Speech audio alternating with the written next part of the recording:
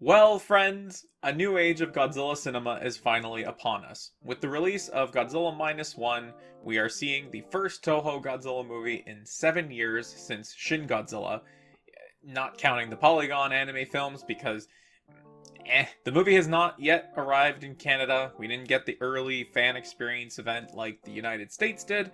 And so what I wanted to do is, before I even get a chance to see the movie, I wanted to lay down some expectations I have going into this movie and approach the review from that perspective, because I feel as though traditional reviewing schemes are kind of flawed. Like, if I told you a movie was a 7 out of 10, what does that mean? If I told you that I thought a movie was worth watching, yeah, that works for me. I don't know if it works for you. So if I can tell you the 4 expectations that I have going into this movie and talk about whether or not those expectations were met, I feel as though that's the best way to give you a sense of how good this movie is without it being painted by my own personal biases. Or at least I'm telling you what my biases or expectations are up front so you can decide whether or not my opinions are worth the trouble. My first expectation about this movie is I want to explore the nuclear allegory that the original movie had, and we've kind of lost along the way, or at least a little bit, I feel. Now, Shin Godzilla did a great job with the nuclear allegory. In fact, I think they did so much better than people give credit for.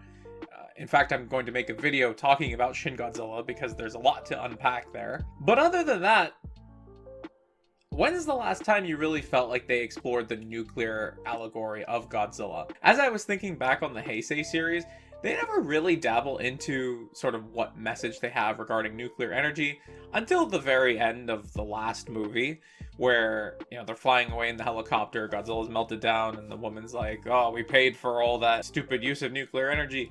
Which, either she's saying that nuclear energy is stupid, which it's not, or she's saying that Godzilla is a result of stupid use of nuclear energy, which the Heisei Godzilla was born because a nuclear sub, which, again, that's a smart use of nuclear energy, collided with the corpse of the Godzillasaurus, which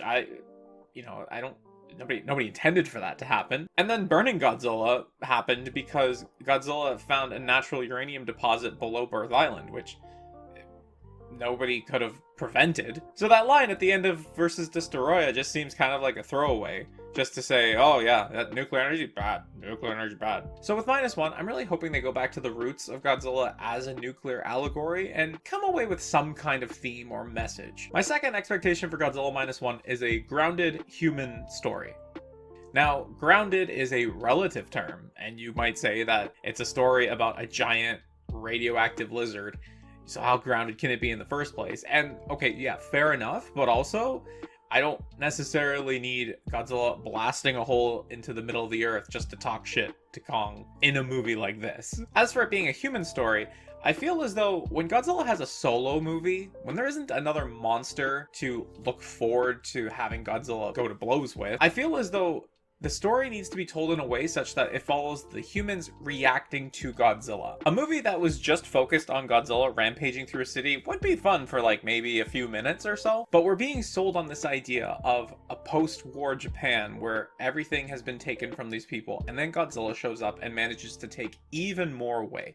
That is a very compelling draw, and I really want to see what the impact on the Japanese people is. Third expectation, the soundtrack.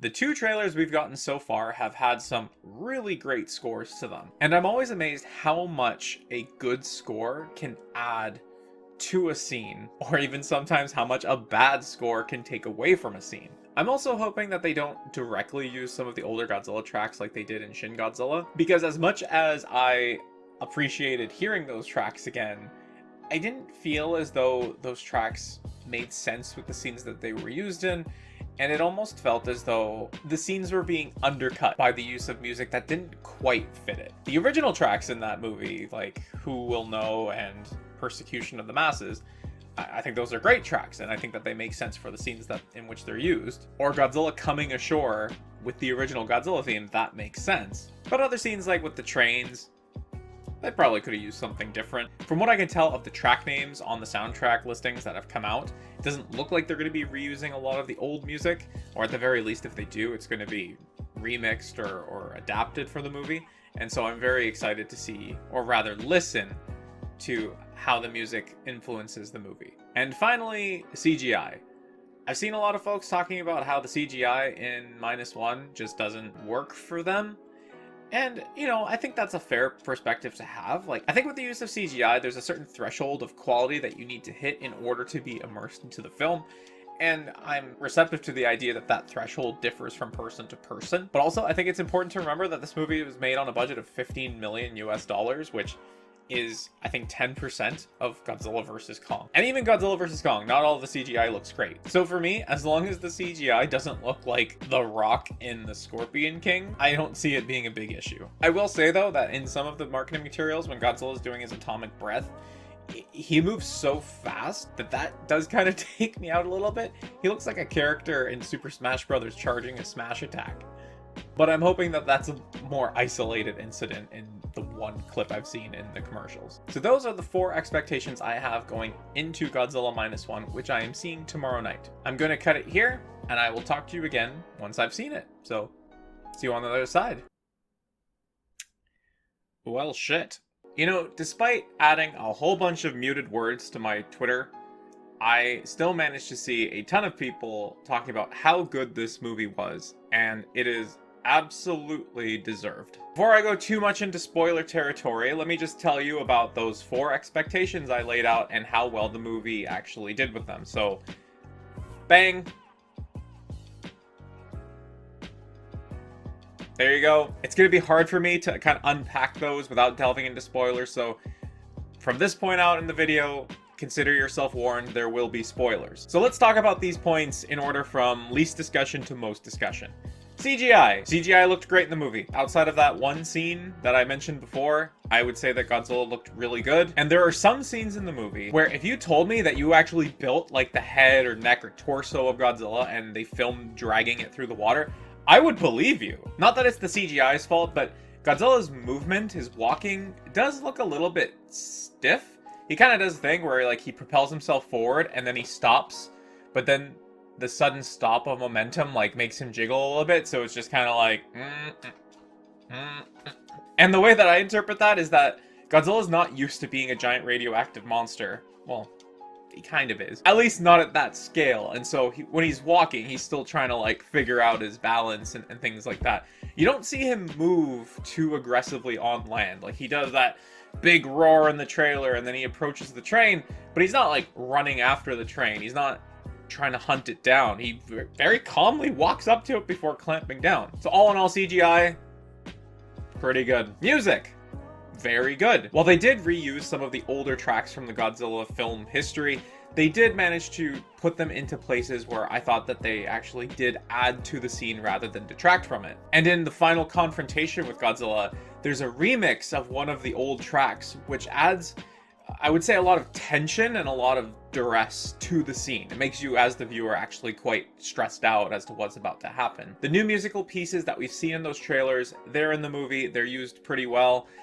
There's one track from this TV spot where I feel as though it kind of overstayed its welcome. It was very heavily used, and so I was like, okay, like I'm ready for this sound to be done. But otherwise, you get that sense of dread when Godzilla's on screen. So soundtrack, really good. But here's now where we get into the meat of it. I would say that talking about my other 2 expectations, the nuclear allegory and the grounded human story, I would say they're almost impossible to separate out and to talk about individually, so let's just talk about it all at once. I expected them to delve into the nuclear allegory of Godzilla. I did not expect for Godzilla to be an allegory of war, of trauma, of survivor's guilt, and I gotta say, it was done exceptionally well. Koichi as a protagonist being haunted by the fact he didn't save his comrades on, I think it was called Odo Island? Yeah, Odo Island. To see it impacting his day-to-day life. Like, he can't even sleep, he can't even just try to live his life without thinking, oh my gosh, like, this must be hell. It's not something we've seen in a Godzilla film before, and I think that it was very well acted by the lead. And the thing is, I'm not even sure that Koichi was wrong in not shooting Godzilla's pre-radiated form. The harbinger of Godzilla, or the indicator that he's around, is that fish start to bubble to the surface, which should tell you that he's already got like a radiation about him, about his presence. So while it's never explained in the movie, it's quite possible that he already has some kind of regeneration factor due to this radiation that just gets dialed up to 11 when he gets nuked. And so for Koichi to be in that plane and think, oh my gosh, what if this gun does not kill the monster? Then I'm dead and everyone else is dead. And if I don't shoot, maybe I can hide from him. But then you view the perspective of Tachibana, where he doesn't see that scenario of the gun won't kill Godzilla. To him, the gun kills everything. And so Koichi has just condemned the entire crew. And so to see that struggle between what you believe to be right and what somebody else knows to be fact, you can see the toll that it has on him. I also enjoyed the like family but not family dynamic that Koichi had with Noriko and Akiko. And I think that there is a greater message in there about like what family is. To be honest, I haven't thought about it long enough to really unpack or decipher it. But I think if you watch it, you'll feel it. You might not know exactly what it is, but you'll feel it. Before I go too far down this path of the human element of the movie, let's talk about Godzilla. When we first saw this design, we were like, oh, it's just a heavy adaptation of Ride Goji. And then as more and more stuff came out, as the Bandai Movie Monster Series figure came out, we kind of saw those big departures from the Ride Godzilla suit. And even if you aren't the biggest fan of this suit, I think that there are genuinely terrifying moments in this movie that make you terrified of this Godzilla. That little fishing boat chase, that's Jaws. That is Jaws, except instead of a shark, it's a giant nuclear monster. During the final confrontation, when the plan doesn't work, and he comes up and he looks like he's ready to decimate the entire fleet, he looks terrifying because he's been blown halfway to hell, but also you've seen the impact of the atomic breath and you know what's about to happen. It's one of the first times as an adult that I've been genuinely unnerved by Godzilla. And not only did he have a scary presence, he was also just an asshole. In that first trailer, when they said that monster will never forgive us, which I don't think it was actually in the movie. I might not have been paying attention because there was a little kid sit next to me. And he was talking the whole movie. But when they said that monster will never forgive us, I was like, oh, us being like the Japanese? Like, did the Japanese do something to him prior to mutating or after mutating? Or what, us being like humanity because maybe he mutated as a result of the American bomb dropping? Which he did. But he was also just kind of a prick before that. Like, he shows up on Odo Island, he kills the whole garrison. He doesn't even eat them. He just, it's clearly not like a feeding prey mentality. He shows up, he wrecks their shit, and then he pieces out. So when they nuke him and he gets huge, he's just a bigger asshole. You see that Movie Monster Series figure back there? Like, I got home and I looked at the figure and I was like, do I want a figure of a guy that's just such an ass? But of course I do, because it was a great movie and the design was very well done. And at the end of the movie, Godzilla is vanquished by a kamikaze in spirit to the face, blows off his head, causes the rest of his body to disintegrate, and then the tag for the movie, the very last scene, shows the body regrowing in the ocean. Which I had heard through Twitter that the director was heavily inspired by the GMK movie, which is my favorite Godzilla movie of all time. And seeing this movie, I totally believe that. Regenerating Godzilla at the very end, when Godzilla's blown halfway to hell, he has like the white pupil eyes, looks just like that. It's all very reminiscent of GMK, and so I completely see that inspiration. I don't think that they needed to do the regeneration at the end. That kind of instills a sense of hopelessness that I don't really want to come away from this movie with. It ends on a very triumphant note, a very happy note, and so to see that just kind of, I was like, oh, happiness is fragile, which maybe that is one of the takeaways. I think one way that they could have ended it was maybe like show the remnants of Godzilla sinking into the ocean and then show more of the pre-mutated versions kind of eating the body and, you know, absorbing that radiation, maybe getting a little bit bigger, just so that there's not like another big Godzilla, but a few smaller ones that might not pose as big of a threat to Tokyo, Japan, or to their happiness. But to speak of happy endings, to speak to the closure that each character gets, this movie executed it so well. I thought it was so interesting to have Koichi go and find Tachibana to say, no, this is the man I need to fix this plane so that I can do what I needed to do way back then and die to protect my country. And for Tachibana to seem entirely on board, but at the very end to say, no, the way that you honor the people that you should have saved is to live your life. That is such a triumphant ending to this story and to these characters, man. To be able to let that stuff go and say, no, like, more death, more pain is not the way that we move forward. And that speech before the final confrontation where they say, we're tired of fighting just to die. Today we fight for the hope that we get to live on. Like, man, that is such a powerful message. I do think that people that do struggle with PTSD would grapple with this conflict of, am I surviving just to die at the end of all of this? Because let's be fair, you can look at life a lot of different ways, and you might think that if we're all going to die at the end of our lives anyway, then what's the point? But for this group of people, in the face of a giant nuclear lizard, to come together and say, no, we fight to survive today, like, oh, beautiful. This movie's fantastic. You need to go see it if you haven't. I think this...